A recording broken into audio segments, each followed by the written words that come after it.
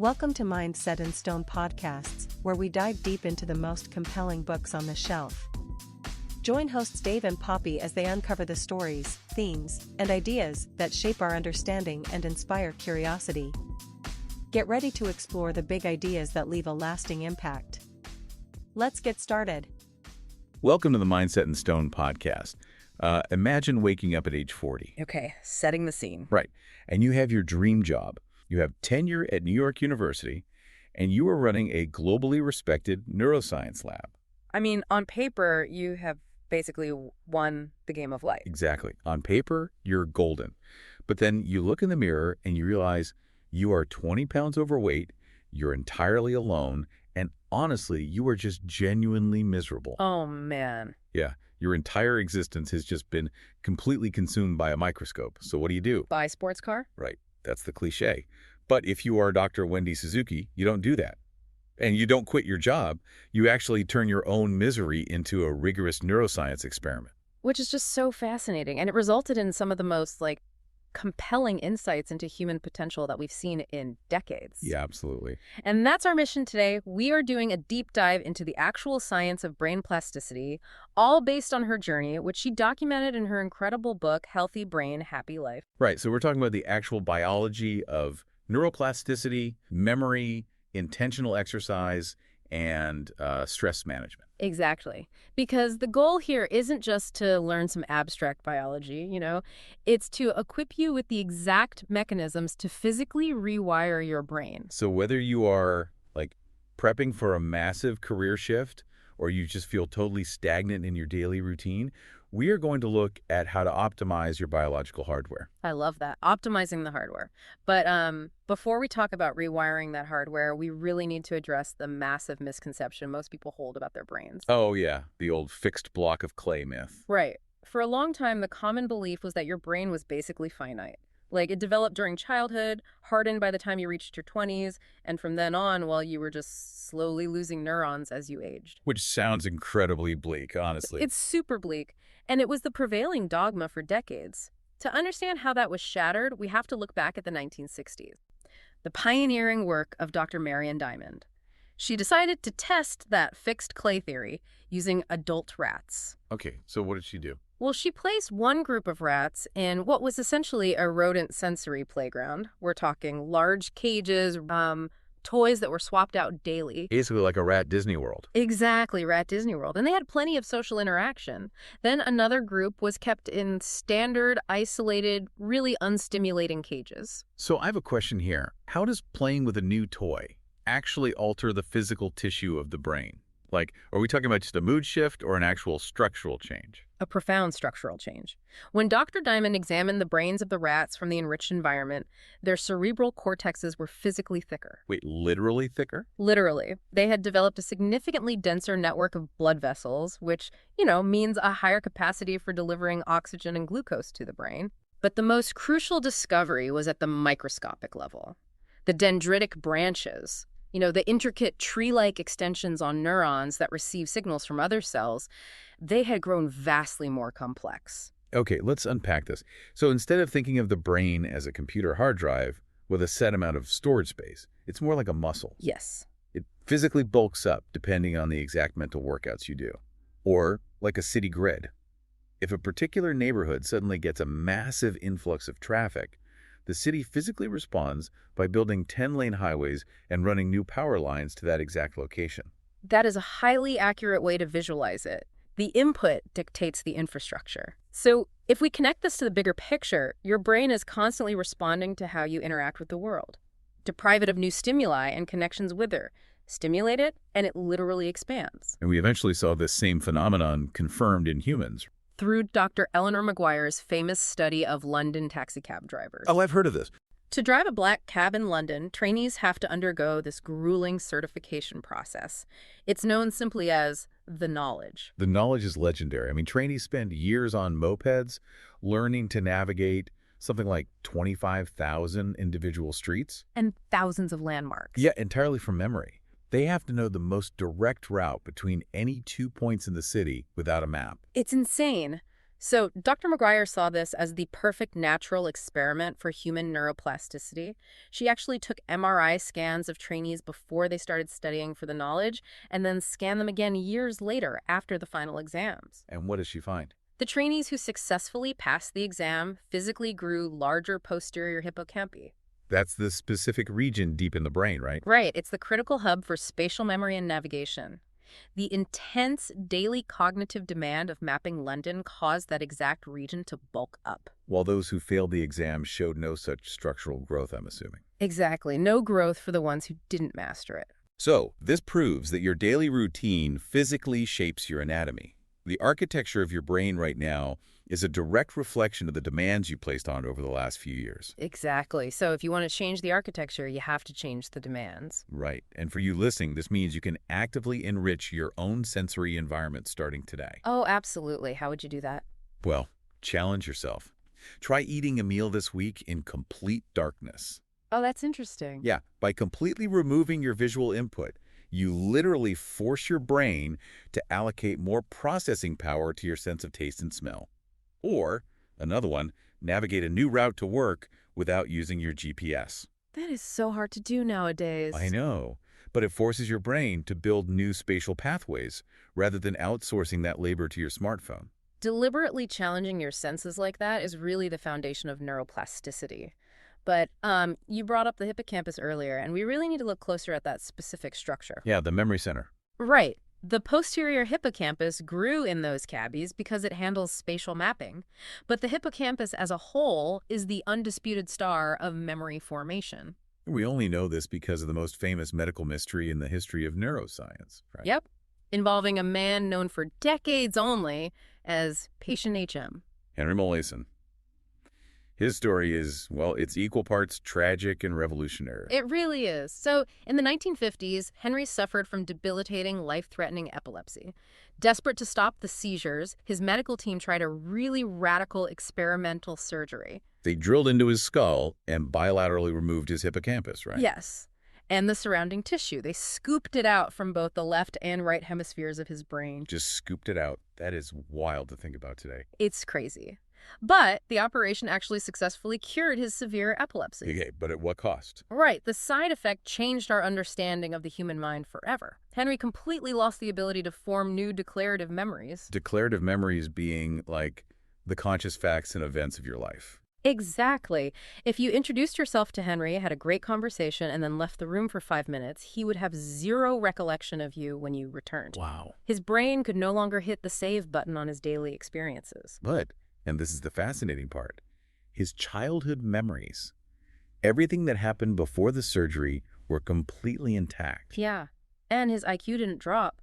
He could still hold a conversation, tell jokes, solve puzzles in real time. Which demonstrated that memories are not permanently stored in the hippocampus. Exactly. Before Henry, scientists assumed memory was just this vague cloud distributed evenly across the entire brain.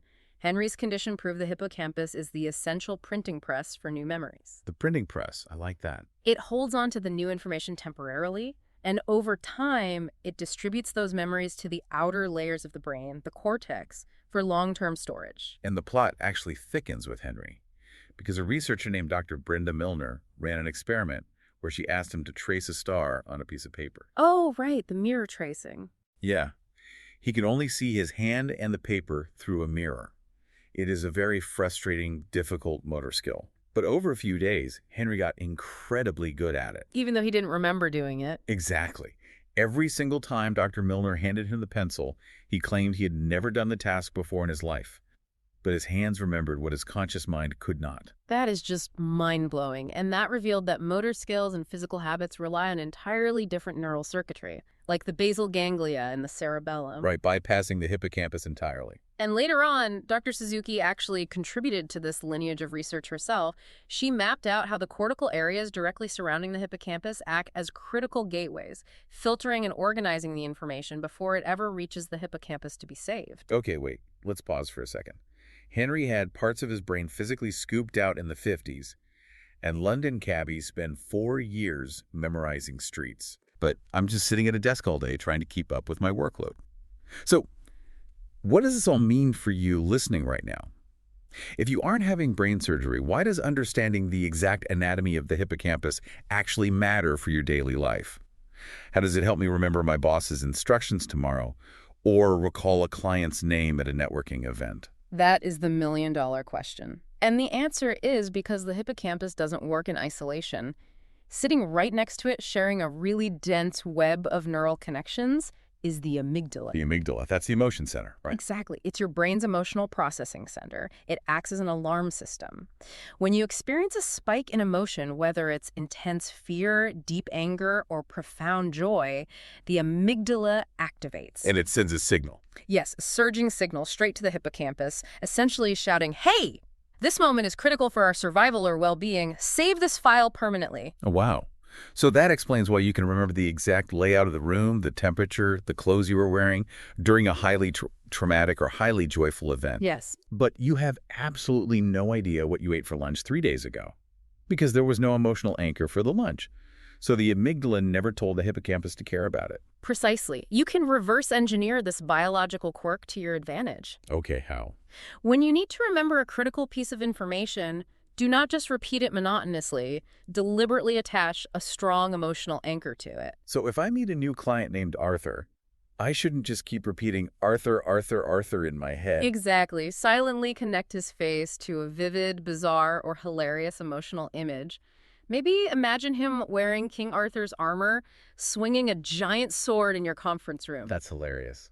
By consciously spiking an emotional reaction, even an amused one, you trigger your amygdala to flag the memory for priority storage in the hippocampus. That conscious linkage is a brilliant mindset shift. But, Suzuki went a step further than just understanding how the hippocampus stores information. Oh, she definitely did. She discovered a way to literally grow brand new cells inside of it, fundamentally upgrading the hardware. And she found this out during her own personal slump, when she finally stepped out of her lab and into a gym. Right. She wandered into this group fitness class called Intensati. It was created by a fitness instructor named Patricia Moreno. And it's not a normal workout, is it? Not at all.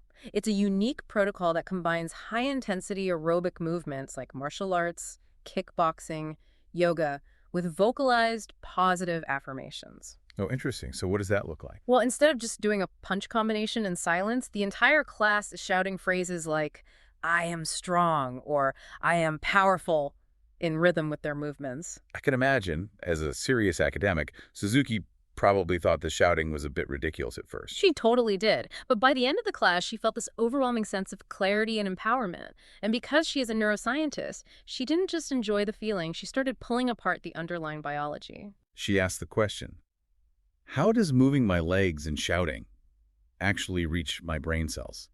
What is the actual bridge between a jumping jack and new brain tissue? Exactly. And the bridge is your cardiovascular system. When you engage in aerobic exercise, your heart pumps blood at a much higher velocity. This increased blood flow actually creates a physical shear stress against the inner walls of your blood vessels. Shear stress. Yeah, mechanical friction.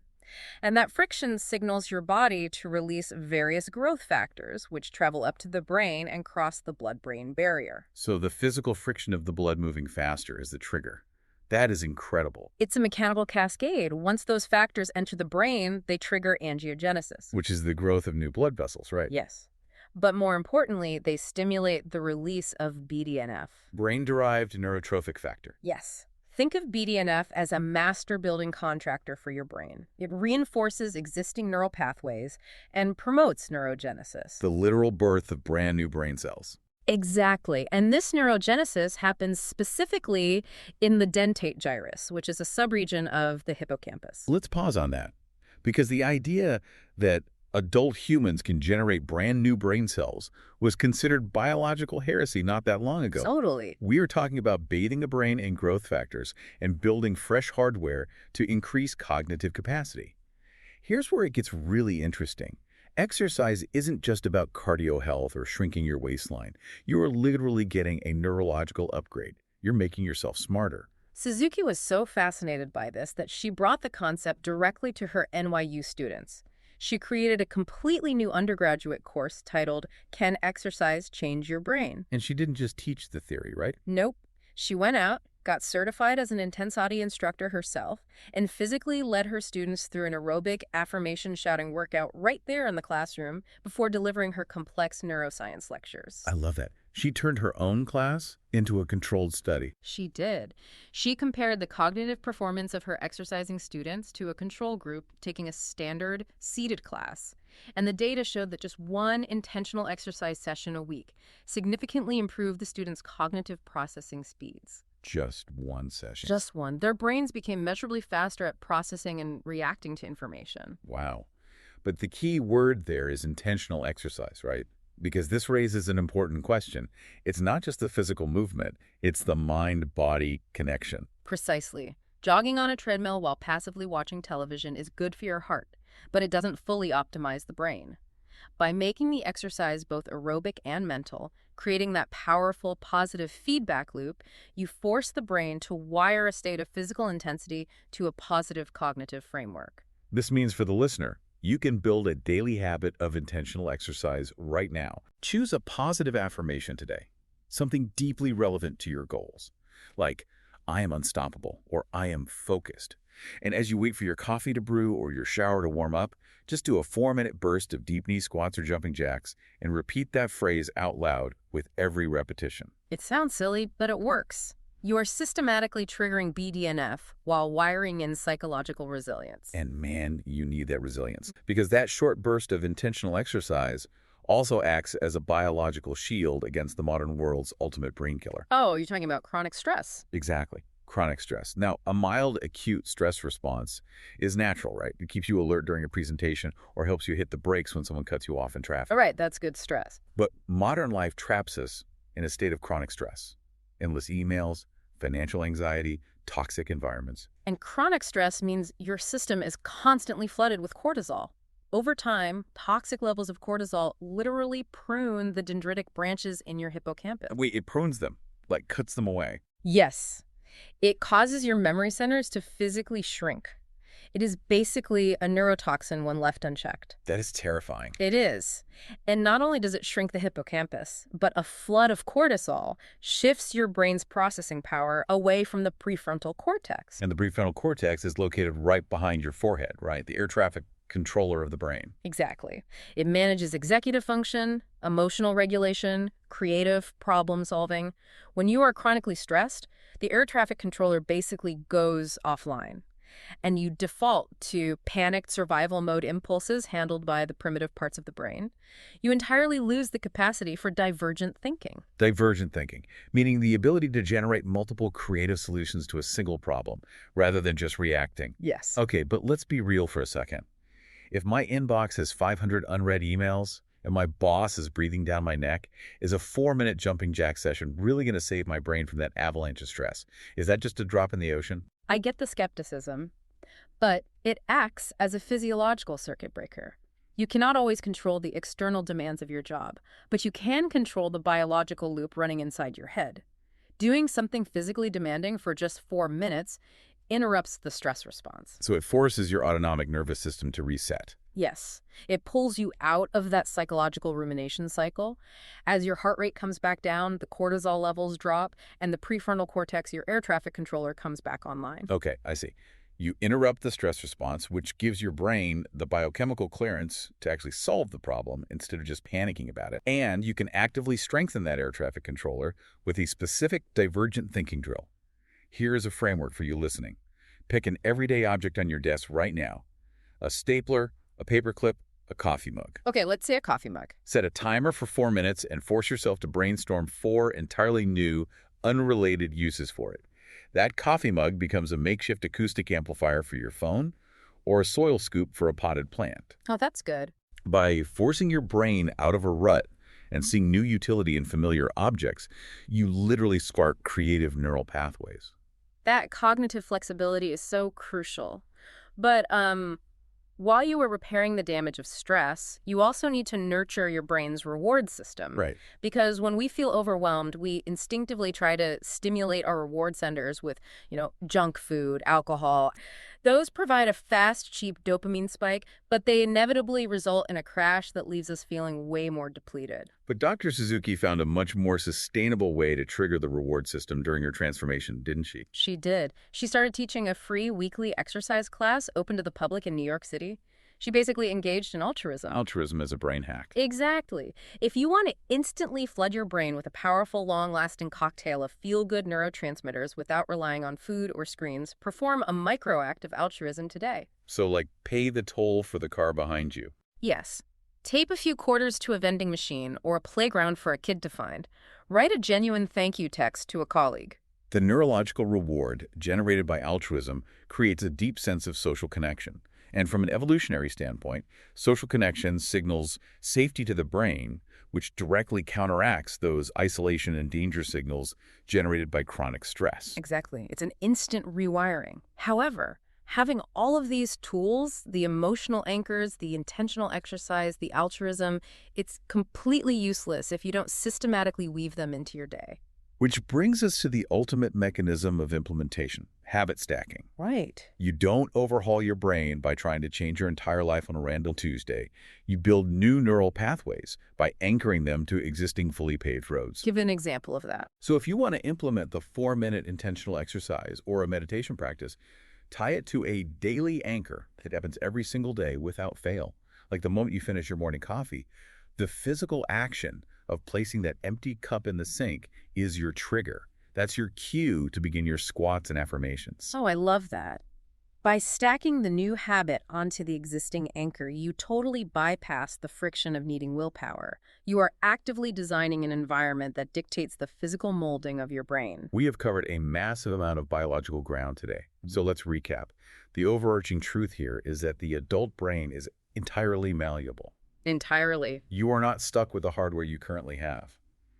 By understanding how the amygdala flags memories for the hippocampus, by utilizing intentional exercise to literally bathe your brain in neurofertilizer, and by employing circuit-breaking habits to protect your prefrontal cortex from toxic stress, anyone can actively build a stronger, happier mind. The biological evidence removes the excuse of a fixed trajectory. You are the architect of your neurobiology. So I want to ask you listening, what is one area of your life where you've been running on autopilot? Where are you letting your chaotic environment passively shape your brain rather than actively shaping it yourself? It's a tough question, but you have to take a hard look at your daily inputs. And I'll leave you with this provocative final thought. If the physical structure of your brain changes based on what you do today, it means your perceived limitations are an illusion. Your personality, your capabilities, they are never truly set in stone. Who you are at this exact second is nothing more than a snapshot of your current neural connections. If you tell yourself, I'm just not a creative person, or I've always been highly anxious, the science is literally telling you that those are just temporary states of your wiring. They are not permanent character traits. Right. It shifts the paradigm from feeling trapped by your nature to realizing you are completely in control of your nurture. Exactly. Your identity is incredibly fluid. Every time you wake up, you have a biological opportunity to become an optimized, completely different version of yourself. That is so empowering. It is. So do not let this just be interesting information that you immediately forget. Pick just one actionable framework we explored in this deep dive.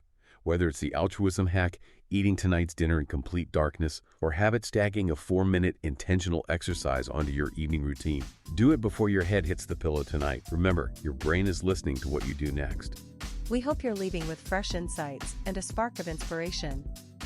Remember to subscribe, leave a review, and check back for more episodes as we dive into new worlds of thought, one book at a time. Until then, keep your mind set in stone and your curiosity open. This has been a Big L Riz Media podcast, where big ideas meet lasting impressions.